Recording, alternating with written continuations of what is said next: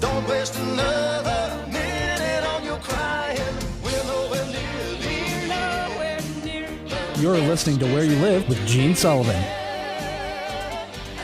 Welcome back to Where You Live. It's great to have you with us on this weekend morning.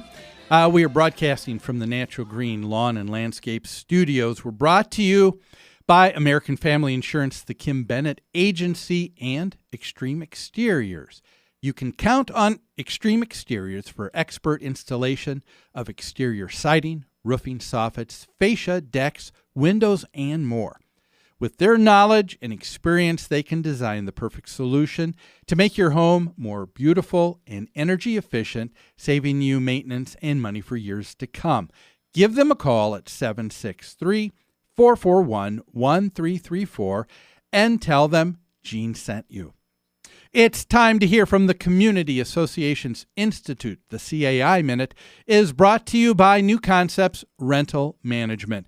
Whether you are an accidental landlord or a seasoned investor, New Concepts Rental Management can help you achieve your financial goals. New Concepts Rental Management can advise and guide you through every aspect of the business. Give us a call at 952-922-2500. Are you a member of the Community Associations Institute? For nearly 40 years, CAI has provided education and resources to volunteer homeowners who govern community associations and the professionals who support them. Visit caionline.org to learn more. That address again is caionline.org. CAI helps community association board members by providing online resources, in-person training, and hard copy publications written by association management experts. CAI offers community managers professional development, networking opportunities, and a certification program that's established as the industry standard nationwide. Minnesota has its own chapter of the Community Associations Institute to bring resources and tools from community associations around the country right to your home. Visit CAIMN.com to learn more and become a member of CAI today. Your community and management company will benefit from your involvement. Join the Community Associations Institute today at CAIMN.com and click on Membership. Now, a little bit later on the show today, we're going to be talking about one item that I picked up out of the state of California. This is really interesting. The state of California may be requiring all homeowner associations to be forced to provide all email addresses of all homeowners living in the association to any other member of the association who requests it. Now, think about that. I mean, we have always had and allowed there to be a sort of a respect for privacy issues, where if someone said, I don't want something shared, I don't want to be spammed, I don't want to be contacted continually. Well, now here you have where the state of California may be requiring that. A very interesting thing that's taking place there. We'll take a look at that in just a little bit. But before we do, let's go on with our next article. And this is from the state of Washington. The state legislature there is winding down, just as a number are for this session. And they have come up with two specific laws affecting homeowner associations. So let's see what legislators in the state of Washington thought that HOAs couldn't figure out on their own that required them to get involved, shall we? It says here that, and this is from an opinion piece that was in a newspaper by an attorney called by the name of Kevin Britt. He said, almost every session, it seems, in the state of Washington, the legislature produces new laws that pertain to condominium and homeowner associations. This season, it's resulted in the passage of two laws. And what are those areas? Quite simply, one is governing speed limit enforcement. So in other words, homeowner association members and their boards don't have the wherewithal to discuss and to enforce for themselves rules when it comes to speed limits within the private property on their own private roads in their associations. The state of Washington felt they had to get involved. The other is in how a homeowner association can give notices and what constitutes an official notice from the association. This is interesting. This part is probably good that's being updated. But again, some of the things that are failed to be looked at will, I think, make you chuckle. But let's take a look at that first issue, okay?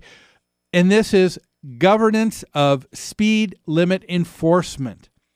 Okay, it says here that, of course, in Washington, homeowner associations have always had the power to establish and enforce rules. That's the same as it is here in Minnesota, in California, in Florida, in any state where there's an HOA.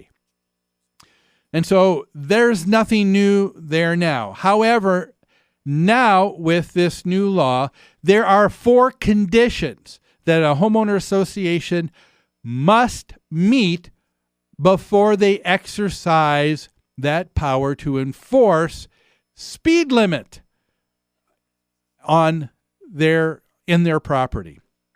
So here's the first item.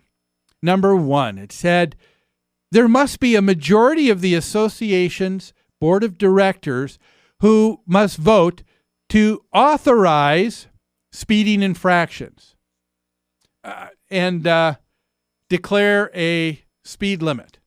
However, they can't lower the speed limit more than down to 20 miles per hour. What? Let's take a look at that again.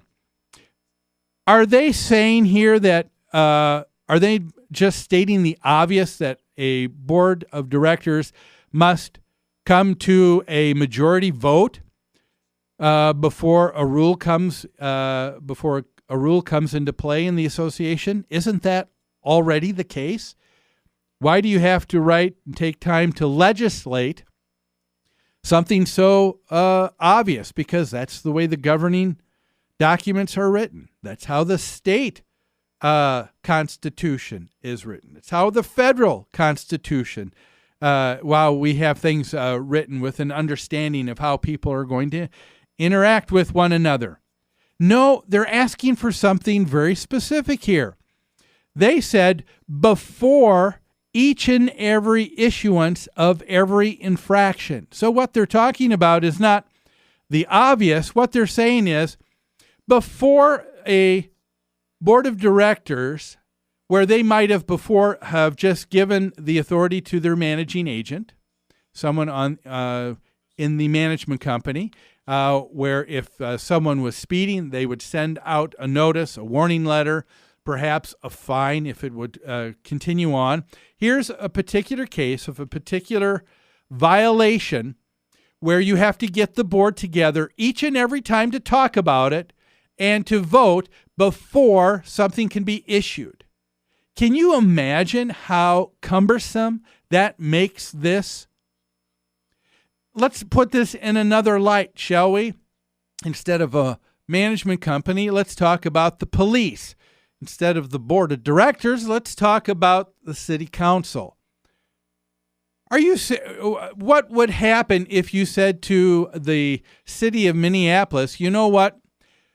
Before the police can issue a speeding ticket to anybody in the confines of Minneapolis or any kind of violation, they have to first bring back to the city council the infraction, who did it, when, and then the city council has to take time to vote each and every time before something could actually be issued as a violation. That sounds kind of ridiculous, doesn't it? When you put it in that context, the city council would not get anything done, would they? I'm thinking the same thing here. But why is it that this is happening? Why is it that people at the state legislature here in the state of Washington feel that that kind of encumbrance needs to take place? Well, quite frankly, I think it's because they don't believe in the idea of the consent of the governed, the idea that you can govern yourself. The interesting fact is that this same person who may be a dentist, may be an attorney, may be a school teacher who runs and gets voted on in their homeowners association on the board, can also do the same thing and run for the state legislature. And they do. And if they run for the state legislature, guess what?